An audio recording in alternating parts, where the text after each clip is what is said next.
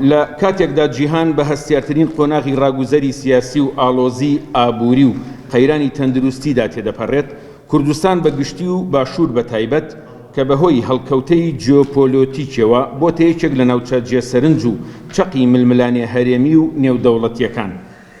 سەدەی ڕابردوو گەلی کورد و گەلانی ناوچەکە زۆرترین شەڕ و ماڵوێرانیان بەسەرداهات و تووشی پرۆسەی قڕکردنی جەستەیی و کلتوری و ئاوارەیی و سووتاندنی شار و گوندەکانیان بوونەوە.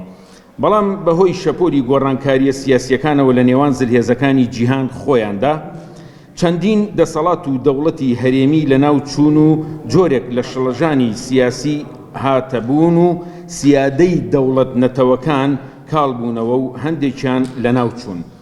لەو نێوەدا جارێکی تر هەلێکی زێڕین بۆ کورد و گەلانی ناوچەکە ڕەخسا. ئەزموونی حکومڕانی هەرێمی کوردستانی لێهاتە ئاراوە بە هەموو کەلێن و کەم و کورتی و لایەنە ئەرێنی و نەرێنیەکانیەوە. وەک مۆدێلێکی نوێی سیستمی کاپیتالیزم بۆ گەلێکی بندەست دوا بە دوای ئەزموونی هەرێمی کوردستان، ئەزموونی ڕۆژاوای کوردستانیش هاتەبوون کە لە خەون و خەیاڵی هیچ سەرکردە و حزب و لایەنێکی سیاسیدا نەبوون.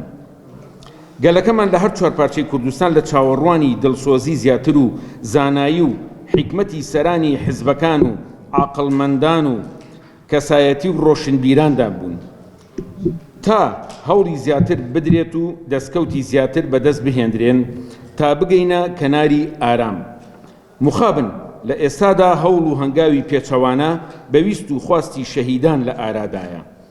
بۆنی هەڵگیرسانی شەڕێکی خوێناوی نەخوازراو ئەکرێت کە نەک تەنها دەستکەوتەکان بەڵکو گیان و ڕوحی کوڕان و کچانی هەژارانی وڵاتیش دەخاتە بەر ڕەحمەتی مەرگ و لە ناوچوونەوە. لەو سۆنگەیەوە ئێمە لە دەستەی دەستپێشخەری کۆنفرانسی نیشتیمانی داوا ئەکەین بە زووترین کات پارتی دیموکراتی کوردستان و پارتی کرێکارانی کوردستان بگەڕێنەوە بۆ لۆژیکی عەقڵ و دایەلۆجی نەتەوەیی و نیشتیمانی بنیادنەر بکەنە بنەمای پەیوەندیەکانیان. دوورکەونەوە لە خوڵقاندنی گرژی و ئاڵۆزی لە ژێر هەر پاسا و بیانوویەکدا و داوا لە تەواوی هێز و لایەنە سیاسیەکان و کۆمەلگا دەکەین خاوەن هەڵوێستی مێژووی و سیاسی و ئەخلاقی دەرکەون بەرامبەر بەم ڕەوشەنە لەبار و ماڵوێرانکەرە، خۆیان نەبان نەکەن و دوورەپەرێز نەوەستن. با هەمومان پێکەوە ڕووداوەکانی مێژوو بە هەند وەرگرین و بیکەینە پەند و وانەی تاهەتاییمان.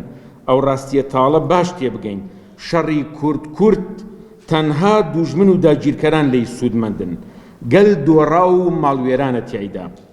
هەڵگیرسێناناریشی مەقاش و دەستکەلای داگیرکەرانن، لە بەردەم خوا و خەڵک ڕسوا و شەرمەزار دەبن.